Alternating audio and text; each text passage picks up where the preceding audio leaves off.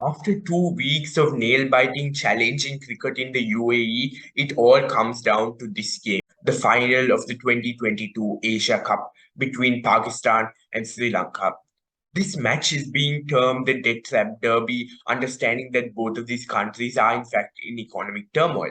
But looking at a cricketing front, we see that these both of these countries have actually recovered from their poor starts to the tournament. When we look at Pakistan, they had a bitter pill to swallow, coming so close, yet was so far from that win against India in their first game this Asia Cup. And then when we look at Sri Lanka, they lost to Afghanistan in their first game this Asia Cup. And that was quite a thumping win, right? Therefore, both of these countries, both of these teams didn't start off the Asia Cup on a positive note, and both of them would would have been set back by those losses, but they have come back strong. When we look at Pakistan, they really thumped Hong Kong in their second game in the group stage, while Sri Lanka really got a lot of momentum and a lot of mental strength as a result of beating Bangladesh, who is now their arch enemy.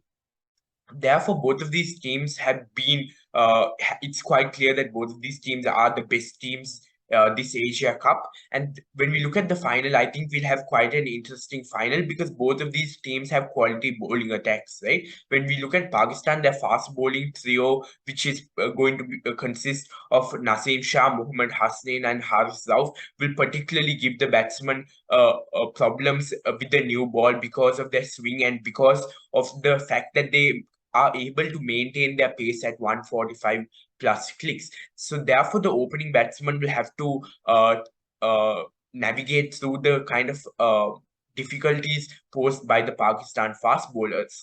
Even in the dress rehearsal match in between Pakistan and Sri Lanka on Friday, we saw the fact that Haris Rauf and Hasnain really posed a lot of challenges for the Sri Lankan batsmen, particularly the openers, even dismissing someone like a Kusal Mendes for the Duck who has been in good form. That is why someone like a Pathum Nisanka will be extremely important for Sri Lanka to navigate through that phase, understanding that he's quite a technical batsman and he does take a few balls to get in. And although Naseem Shah did play that last match against Sri Lanka, we know that he's been one of the best fast bowlers this Asia Cup, and he's been a breakout star for Pakistan. Understanding that this is his first in tournament, and his match against India was his debut match in T20 internationals. So therefore, Pakistan's fast bowling trio is quite a threatening trio, and the Sri Lankan batsmen will have to navigate particularly through that power play stage. And even the spinners have come in quite handy. Someone like a Mohammad Nawaz and Shadab Khan, who have 8 and 7 wickets respectively this Asia Cup. Something that you don't expect from Pakistan is to have quality spinners, but this time they've come with two quality spinners, and the spinners have been playing quite a good role in the middle overs, bowling those tight overs and reducing run flow, forcing the batsman to play those aggressive shots and ultimately get out.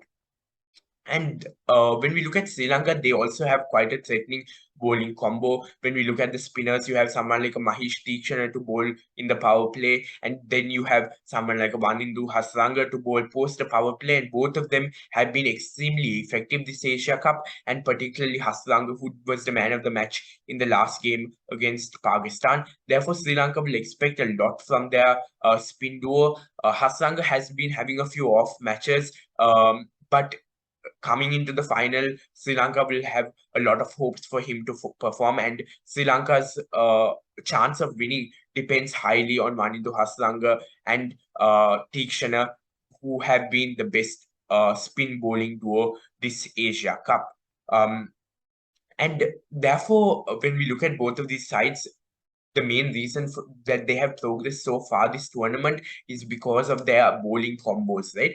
But when we look at the batting combo, this is where I think Pakistan are quite let down, right? When we look at Sri Lanka, they have quite a settled batting combo. They did drop Lanka for the last game. I'm not sure whether they'll play him in the final, but it won't really make a difference since he hasn't been scoring those runs. But other than him, everyone else has been scoring runs. We see the opening combo of Pathum Nisanka and Kusal Mendis actually being extremely beneficiary. We see them scoring a lot of runs. Kusal Mendis has been taking the more aggressive route, while Pathum Nisanka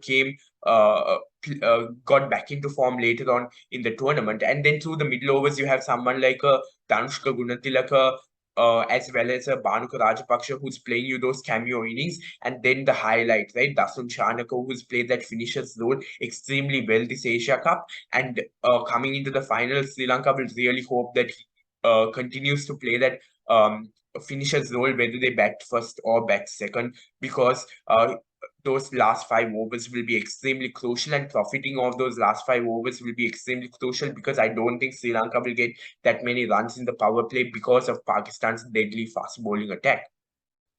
But when we look at Pakistan's batting, it isn't as strong as you would hope from a side, right? When we look at Rizwan, he's scoring a bulk of those runs, but once again, he isn't scoring those at a high strike rate, and therefore, in case he takes a lot of balls to get set in, and then he ultimately gets out, then it's a waste of those deliveries, because he's not going deep into the innings and actually using his start, right? And therefore, the middle order will have to kick in. Even someone like a Babar Azam hasn't been amongst the runs recently.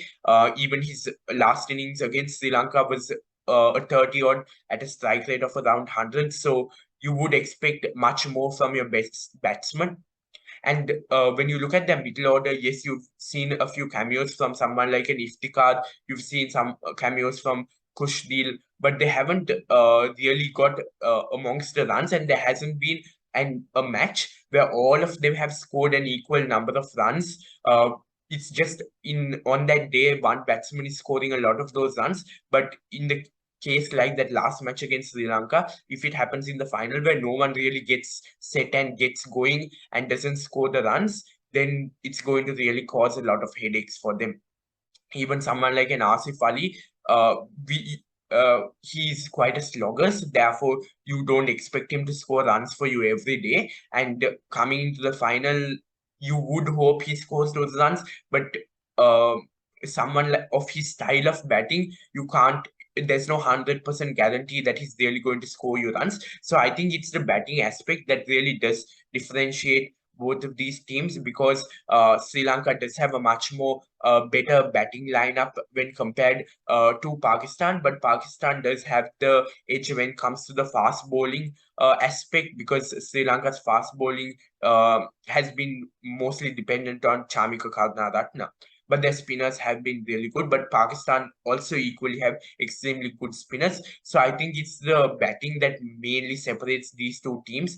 But ultimately, from the matches that we have seen in the UAE, I think the toss will play a more defining role, more than which team bats well, which team bowls well. I think whoever wins the toss, whoever chooses to chase, will ultimately go on to win the game, as has been evident in this Asia Cup or any of the recent games or recent tournaments that we've seen in the UAE.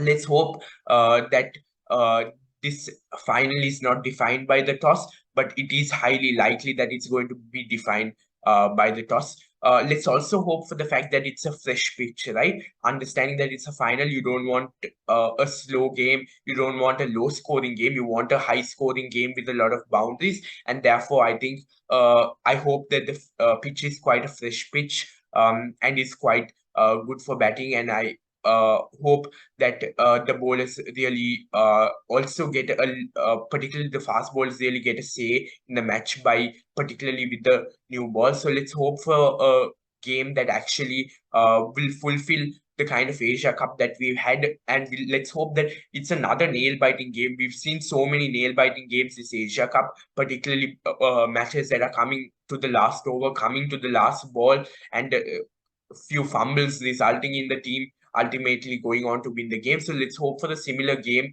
that has a lot of intrigue, has a lot of thrillers, and has a lot of nail-biting events.